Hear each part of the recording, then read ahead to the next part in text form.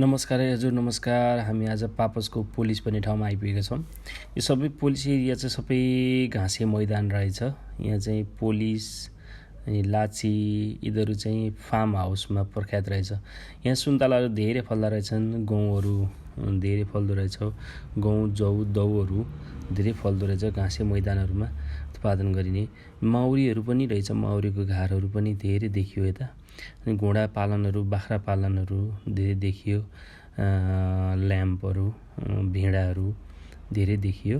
धेरै रमणीय ठाउँ रहेछ पोलिस। तपाईँहरू साइप्रस आउनुभएको छ भने पोलिस घुम्न नछुटाउनु होला, पोलिस अवश्य आउनु होला। एकदम रमणीय बेला छ, यतिखेर हरियाली, सबै ठाउँमा हरियाली देख्ने समय सिजन पनि हो।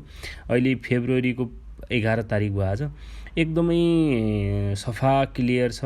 अनि माथि आज पानी पर्ने सिजन भएर होला पानी पर्न खोजिरहेको छ। तैपनि धेरै रमणीय छ। तपाईँहरूलाई फेरि म अर्को भिडियो हाल्नेछु। तपाईँहरूले मेरो च्यानल सब्सक्राइब गर्नुभएको छैन भने चाहिँ प्लिज सब्सक्राइब गरिदिनु होला भन्न चाहन्छु। र यस्तै नयाँ भिडियो हेर्नको लागि मेरो युट्युब च्यानलमा गएर तपाईँहरूले भिडियो लाइक सेयर पनि गरिदिनु होला। धन्यवाद। आजको छोटो बसाइपछि अर्को भिडियो फेरि